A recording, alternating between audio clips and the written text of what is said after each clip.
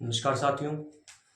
आज हम आपके सामने लेकर आए हैं एक टॉपिक प्राइवेट डिफेंस, जो कि आईपीसी के सेक्शन 100 में डिफाइन था और बीएनएस के सेक्शन 38 में डिफाइन है। तो प्राइवेट डिफेंस का यूज हम कब कर सकते हैं, ये इस सेक्शन में बताया गया है। देखिए, बीएनएस में 358 सेक्शंस हैं और ऑफेंस की बात की हुई है। तो क्या सभी ऑफेंसेस में हम प्राइवेट डिफेंस का यूज कर सकते हैं? तो इसका जवाब है नहीं।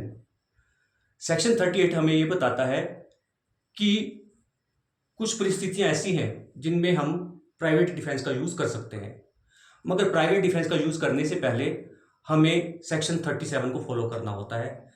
37 हमें कुछ रिस्ट्रिक्शंस बताता है कि उन रिस्ट्रिक्शंस को फॉलो करते हुए हम प्राइवेट डिफेंस यूज कर सकते हैं।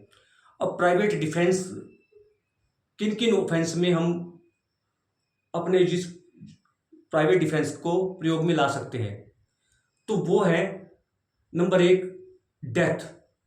यदि हमें ये आशंका हो कि कोई हमारी डेथ करने वाला है या किसी अन्य की डेथ करने वाला है, तो सामने वाले की डेथ कॉज की जा सकती है।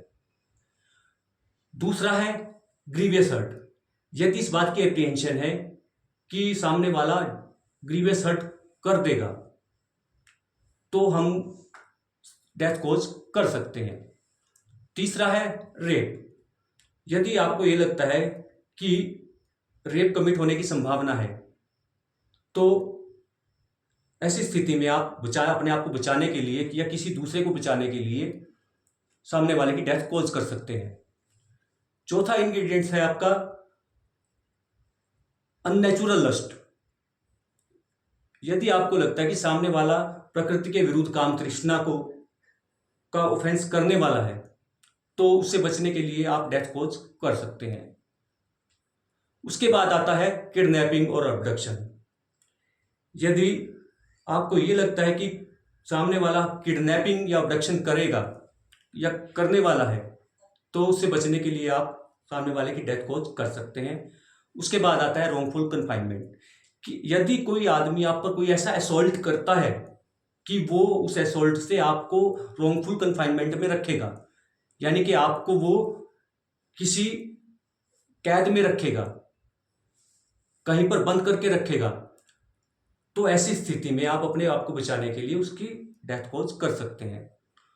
लास्ट जो है वो ये है एसिड अटैक। यदि आपको इस बात की कोई एप्रीहेंशन है कि सामने वाला आपको पर एसिड अटैक करने वाला है, तो आप इससे बचने के लिए सामने वाले की डेथ कॉज कर सकते हैं। उम्मीद है आपको ये समझ में आया होगा। और यदि फिर भी किसी की कोई ऐसी प्रॉब्लम है, कोई ऐसा टॉपिक है जो उनको समझ में नहीं आ रहा है, तो डिस्क्रिप्शन में फ़ोन नंबर दिया हुआ है, आप उस नंबर पर कांटेक्ट करें और आपकी जो भी प्रॉब्लम है उसको सॉल्व करने का हम प्रयास करेंगे। तब तक के लिए मैं आपसे इजाज़त चाहूँगा। अगली वीडियो में फिर आते हैं किसी नए टॉपिक को लेकर। नमस्कार।